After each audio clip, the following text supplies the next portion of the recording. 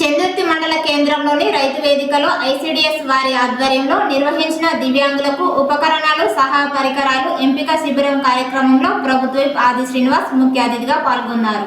ఈ సందర్భంగా వారు మాట్లాడుతూ అర్హులైన వారికి బ్యాటరీ ఆపరేటెడ్ ట్రై సైకిళ్లు, చేతి కర్రలు, చంక కర్రలు, వీల్ చైర్లు, 3 చక్రాల సైకిళ్లు, రోలేటర్స్, వినికిడి యంత్రాలు, దివ్యాంగులకు స్మార్ట్ ఫోన్లు ఇలా అనేక రకాలుగా వారికి పంపిణీ చేయడం జరుగుతుందని, ప్రస్తుతం జిల్లా పరిధిలో నమోదైన 16,000 పై చిలుకు మంది దివ్యాంగులకు అన్ని ఉపకరణాలు అందించేందుకు ప్రభుత్వం సిద్ధంగా ఉందని, ఈ అవకాశాలన్నీ సద్వినియోగం చేసుకోవాలని కోరారు. ఈ కార్యక్రమంలో అధికారులు, నాయకులు ఉన్నారు.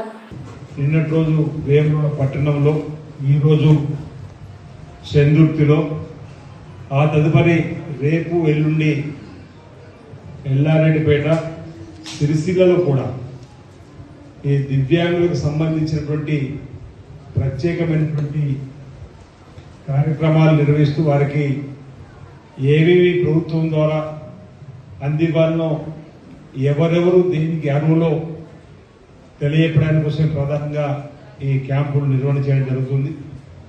ఈ రోజే కంటి చూపుకు సంబంధించినటువంటిది కూడా పరీక్షలు జరుగుతూ ఉన్నాయి. ఆ తదుపరి 21వ తేదీ నాడు చెవికి సంబంధించి, వినికిడికి సంబంధించిన వారి కోసం కూడా ఒక క్యాంప్ ఏర్పాటు చేయడం జరిగింది. 23 నాడు ఆర్థోపెడిక్ సంబంధించిన వారికి, 28 నాడు మానసికంగా, ఇప్పుడు బాబు ఇక్కడ రాగానే కనిపిస్తుంది అందరికీ, 28వ తేదీన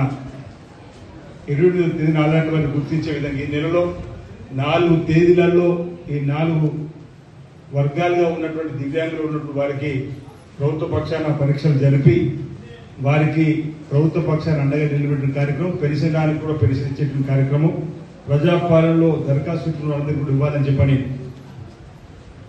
రాజన్న సిరిసిల్ల జిల్లా వ్యాప్తంగా 1,19,602 మందికి పెన్షన్లు వస్తూ ఉన్నాయి.